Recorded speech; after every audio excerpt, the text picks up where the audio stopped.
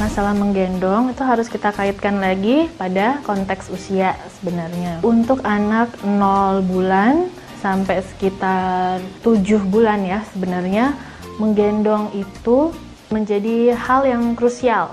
Sebenarnya penting sekali untuk dilakukan. Karena begini, menggendong sebenarnya bukan menggendongnya yang penting, tapi adalah sentuhan hangat yang dihasilkan pada saat menggendong itu. Jadi kalau kita misalnya ada orang tua gendong anak, tapi gendongnya juga sambil dibawa kemana-mana, orang tuanya juga sambil ngerjain yang lain, itu sebenarnya nggak ada efeknya ya. Tapi beda dengan kalau diperhatikan ya, orang tua yang menggendong tapi sambil melihat ke anaknya. Menggendongnya itu sambil anaknya disentuh ya, dibelai. Nah itu tentu beda ya dengan orang tua yang cuma gendongnya dibawa-bawa aja.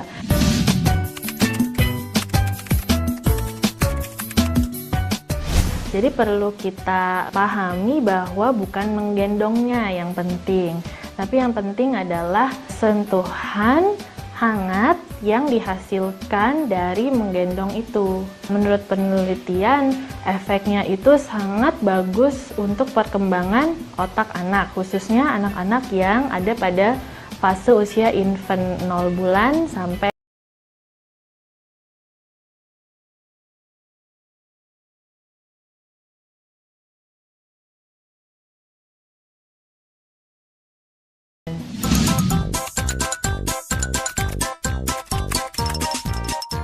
kembali lagi pada usia. Untuk anak 0 bulan sampai 11 bulan harus digendong sesuai dengan kebutuhan dia.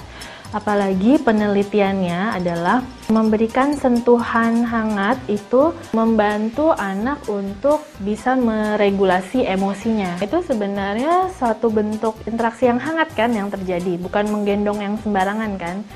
Itu adalah interaksi yang hangat. Nah itu yang penting untuk kemampuan dia meregulasi emosinya.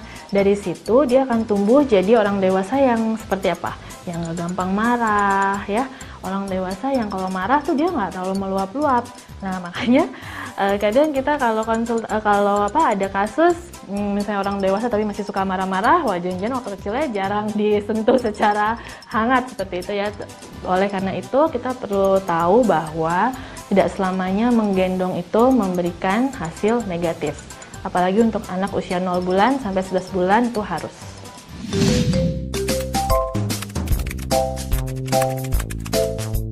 Jadi tadi seperti saya sudah bilang, 0 sampai 11 bulan sebenarnya nggak apa-apa. Tapi begitu dia masuk 1 tahun, yang mana dia harus sudah bisa motoriknya harus sudah kuat, harus sudah bisa jalan ya. Disitulah kita mulai mengurangi menggendong, tapi sentuhan hangat harus tetap ada ya. Karena kalau di atas usia 1 tahun kebanyakan digendong juga, ada yang namanya tonus otot itu lemah.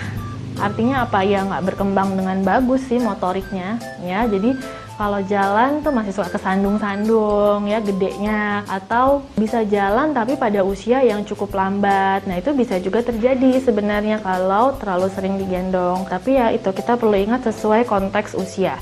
Kalau dia masih di bawah 7 bulan harus sering nangis ya kita gendong. Tapi begitu di atas usia 7 bulan itu harus lebih banyak motoriknya bergerak. Karena kita mau jangan sampai terjadi keterlambatan.